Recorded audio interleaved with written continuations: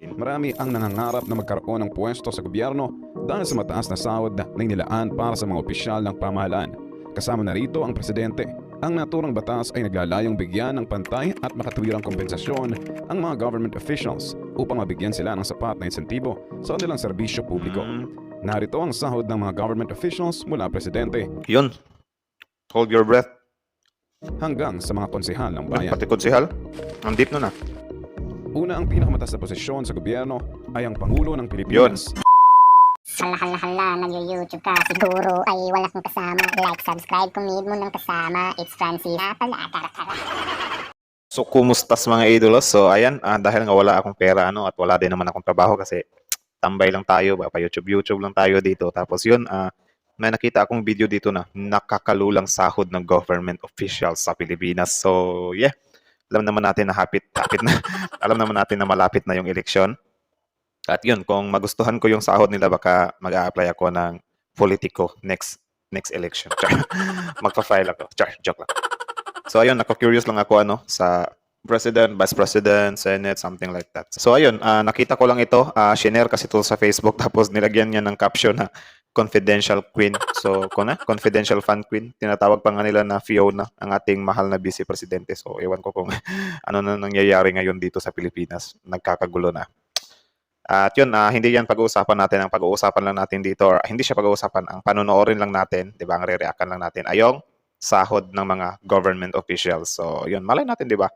Tapos tingnan natin kung gaano kalalaki yung sahod nila at bakit ba yung iba ay hindi nakokontento, di ba? So, yeah. Mula ang video ito kay Kaalam PH. So, yun, sa mga viewers natin dyan or sa mga subscribers natin, please visit Kaalam PH. Subscribe nyo yan. I recommend his channel kasi, yun, magaganda din yung mga contents na ini-upload niya sa YouTube niya. Ilalagay na lang natin yung link niya sa description below. At yun, kung trip mo naman ng mga ganitong reaction video, may kasama kayong manood, magdadaldal sa harap nyo, ay yeah, don't forget to subscribe Francis Daily. Malay nyo, may mapagkumparahan kayo ng opinion, di ba? Or may mag-a-agree or may mag-disagree sa inyong mga opinion. So yun, like this video and click the notification bell, subscribe Francis Daily. So yeah, di na natin ito patatagalin pa. Simulan na natin bago pa agawin ng China. Let's watch this video. Sahod ng presidente at government officials sa Pilipinas.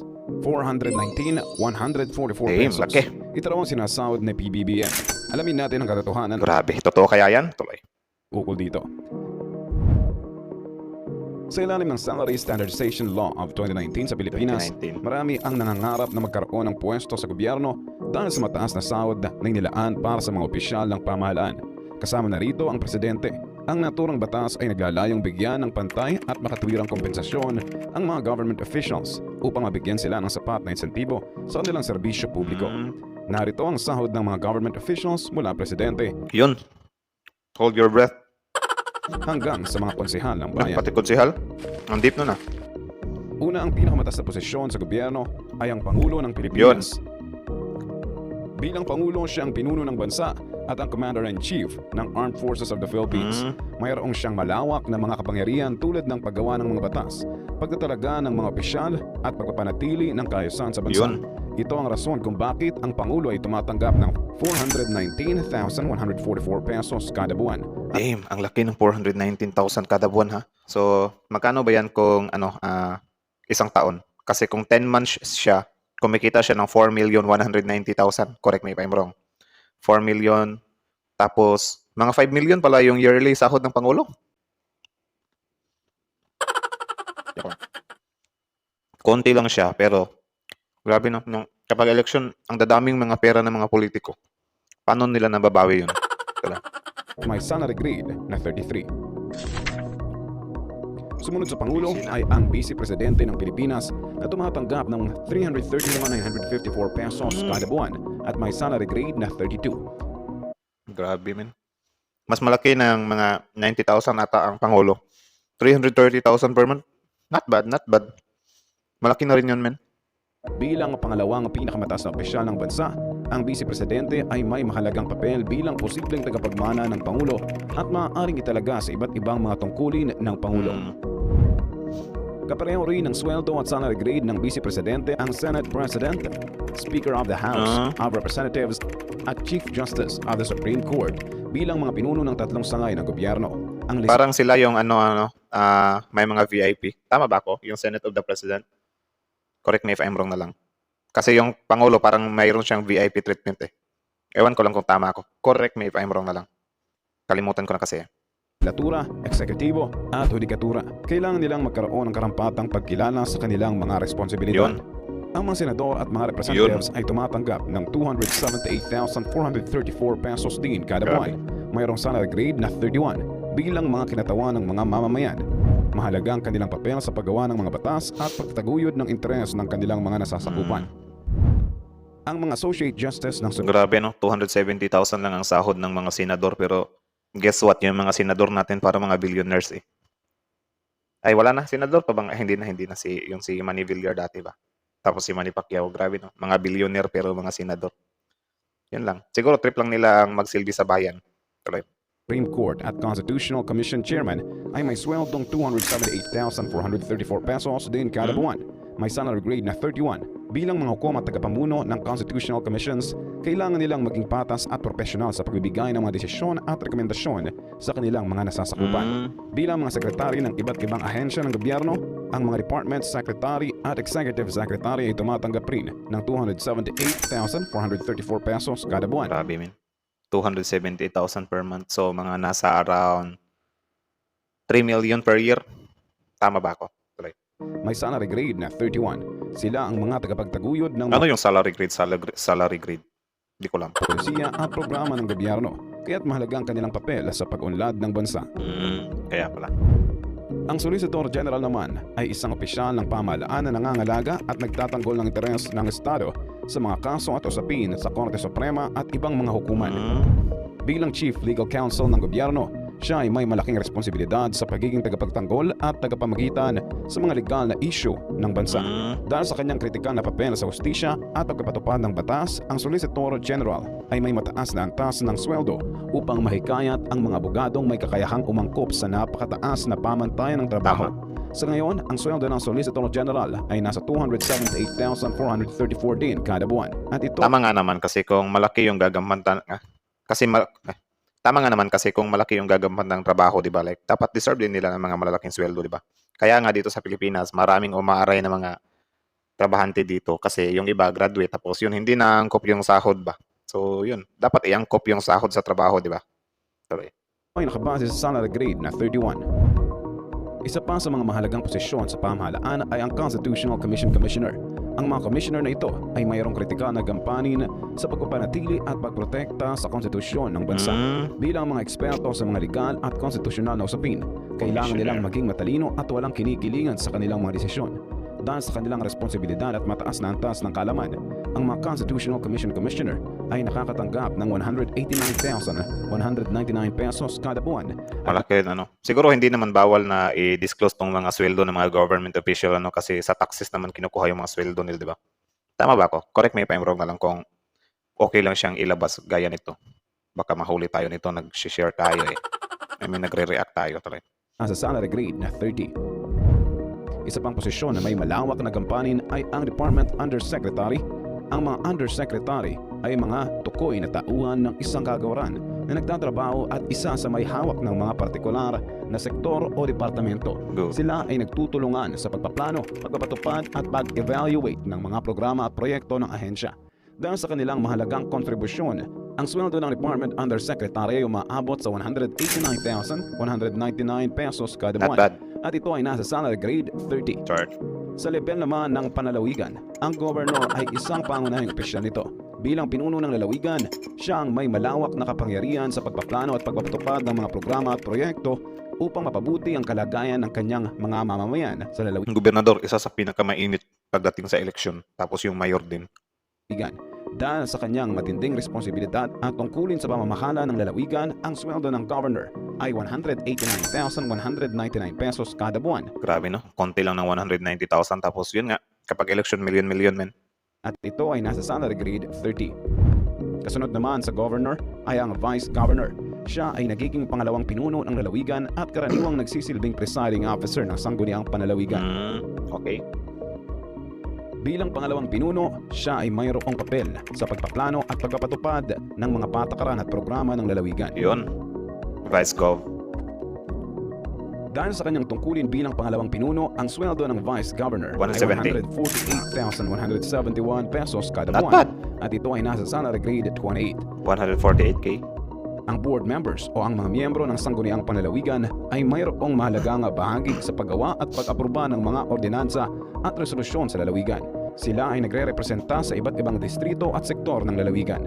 Dahil sa kanilang mahalagang gampanin bilang mga miyembro ng sangguniang panlalawigan, ang sweldo ng board members ay 131,124 pesos kada buwan. Not bad. At ito ay nasa salary grade 27. 27. Sa mga special cities at highly urbanized cities, ang mayor ang pinakamataas na opisyal ng lungsod. Yun. Siya ang may pangunahing papel sa pagpaplano, pagpapatupad at pag-evaluate ng mga proyekto at programa para sa kaunlaran ng lungsod. Yun, sa mayor din. Magkano kaya ang sahod ng mayor? Kasi isa din to sa pinakamainit kapag eleksyon. Malalaki din yung mga inilalabas nilang pera like 1,500, 5,000. Grabe yun. Dahil sa malawak na responsibilidad sa pagpapatakbo ng lungsod, ang sweldo ng mayor sa mga special cities 98,000. at highly urbanized cities ay umaabot din ng 189,199 pesos kada buwan. Gagi, ang laki ng mayor, min. Sabi ko na nga ba eh. 190,000, almost 190k, min. Kaya Ito ay pala. nasa salary grade 30. Kaya Bilang pala. pangalawang pinuno ng mga special cities at highly urbanized cities, ang Vice Mayor ang nagiging presiding officer ng sangguniang panglungsod.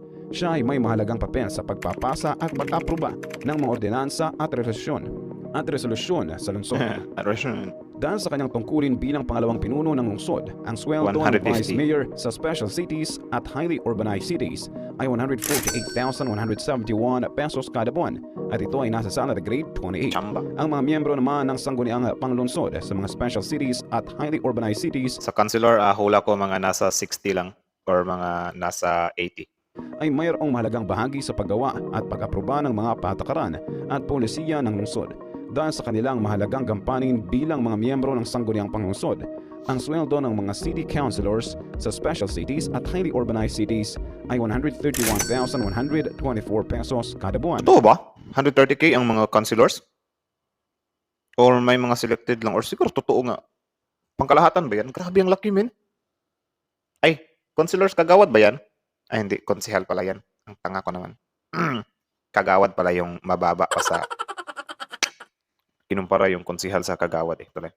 At ito ay nasa salary grade 27. Para sa mga component cities, ang sweldo ng mayor ay nasa salary grade 30 din na may halagang 189,199 pesos. Samantala ang sweldo naman ng vice mayor ay nasa salary grade 26 na may halagang 116,040 pesos. Not bad, not bad. Ang mga miyembro naman ng sangguniang panglungsod sa mga component cities ay may sweldo na nasa salary grade na 60. 25 na may halagang 102,690 pesos. Laki. Sa mga municipalities within Metro Manila, ang sweldo ng mayor ay nasa salary grade 28 na may halagang 148,171 pesos. Boom. Ang sweldo ng vice mayor naman ay nasa salary grade 26 na may halagang 116,40 pesos. Okay. So, iba-iba pala, ano? Gaya nun, Manila. Tapos sa iba naman sa labas ng Maynila. Kaya pala. Samantala, ang mga miyembro ng sangguniang panglungsod sa mga municipalities within Metro Manila ay may sweldo na nasa salary grade 25 na may halagang 102,690 pesos. Malaki rin. Para naman sa mga municipalities outside Metro Manila, ang sweldo ng mayor ay nasa salary grade 27 na may halagang 131,174 pesos. Not bad. Ang sweldo ng vice mayor ay nasa salary grade 25 na may halagang 102,690 pesos. Yun. Ang mga miyembro ng sangguniang panglungsod sa mga municipalities outside Metro Manila ay may sweldo na nasa salary grade 24 na may halagang 90,078 pesos. At least. Ang pagtanggap ng sweldo ng mga opisyal ay dapat ayon sa kanilang kakayahan, dedikasyon at serbisyo sa bayan. Ang lalaki ng sahod, min. Tapos yun, di nila lahat ha, pero yun nga, may mga naririnig kong mga sabi-sabi na bumabawi daw itong mga politikong ito sa mga proyekto.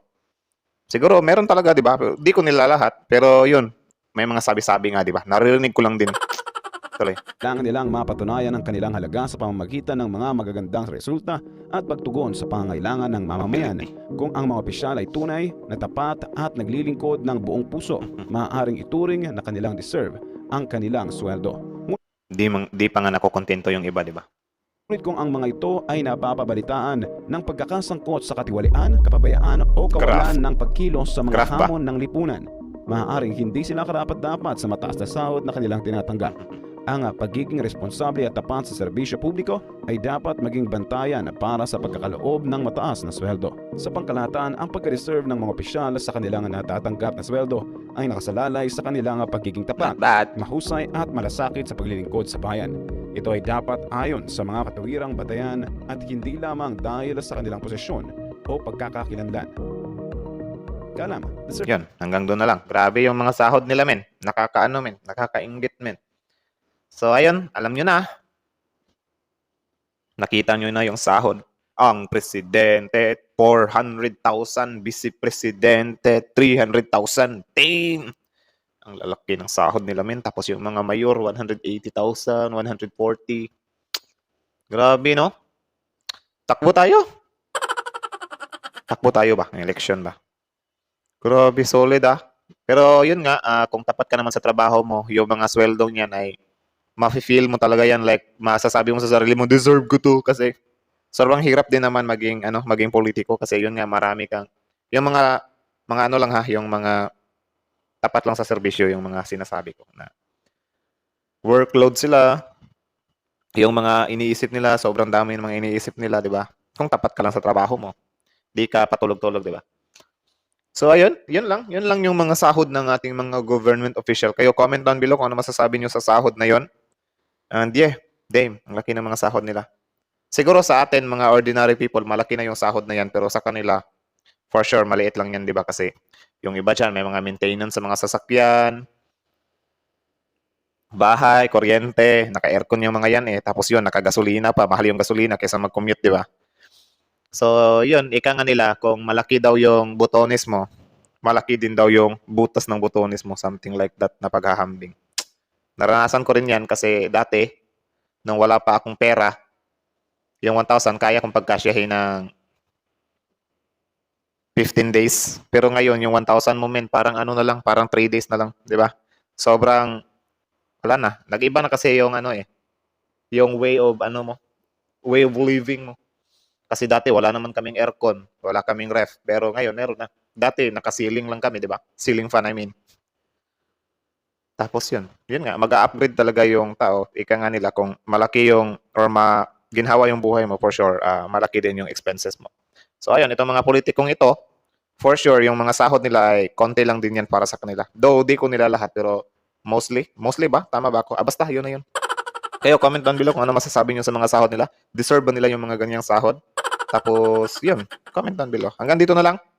Kaalam PH, subscribe nyo yan. Yung link niya nasa description below. Tapos, yeah, Francis Daily. Click the notification bell. Subscribe this channel and like this video. So, yeah, hanggang dito na lang. Francis Daily, out.